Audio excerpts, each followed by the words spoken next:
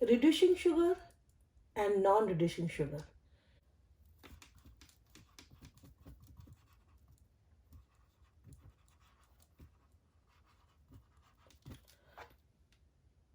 The sugars which can reduce the oxidizing agent are known as reducing sugar. The reducing sugar can reduce the ferric ion into ferrous ion, cupric ion into cuprous ion. And the sugar itself oxidize into acid. Sugar are polyhydroxyaldehyde or ketone.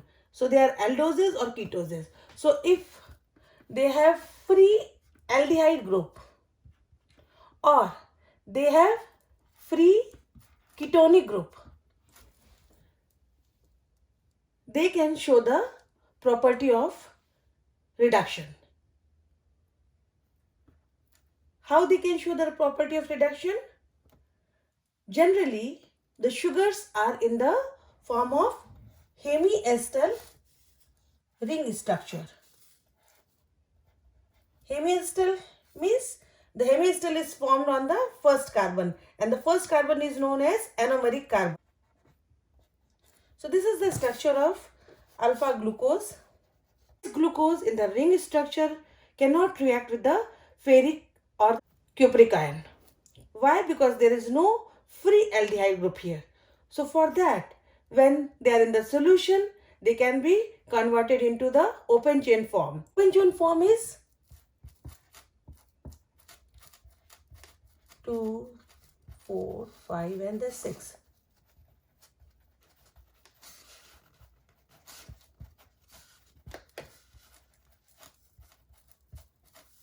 So this is your D-glucose and it can reduce the cupric ion into cuprous ion and it will be oxidized into acid.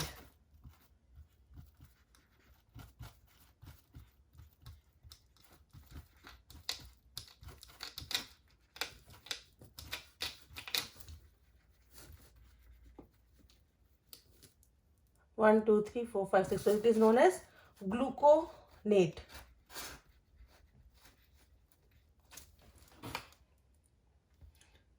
So all the monosaccharides, glucose, fructose, mannose, they have their free aldehyde and ketonic group.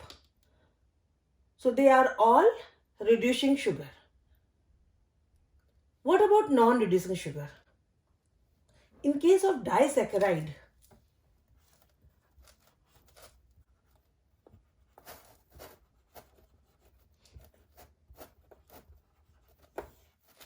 this is your maltose.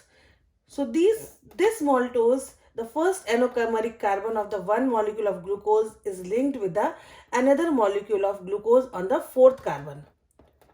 So this is 1,4 alpha 1,4 glycosidic bond is present.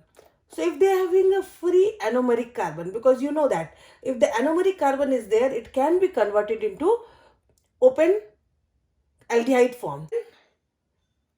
And then the oxidizing agent can react with the free aldehyde group because they need free aldehyde or free ketonic group. Then this maltose will be your reducing sugar because they are having a free anomeric group.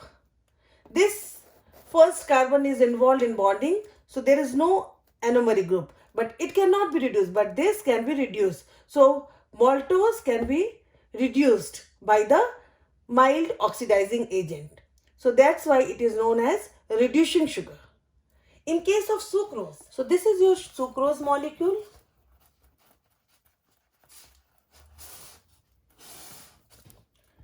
This is your D-glucose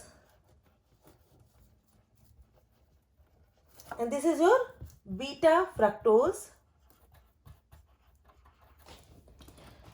So in this case, In the glucose, the anomeric first carbon is involved in glycosidic bond, and in case of fructose, the second carbon of the fructose is involved in glycosidic bond. So 1,2 glycosidic bond is present in sucrose. So both the carbon are involved in glycosidic bond. So that's why it is non-reducing sugar. Non-reducing sugar means there is no any free aldehyde group or ketonic group to reduce the oxidizing agent. So that's why it is known as non-reducing sugar. I hope you like my video. Thank you. Please comment and subscribe my channel if you like it. And if you have any question, please send me via my email tripsh11@gmail.com. My email address is on my front page. Thank you.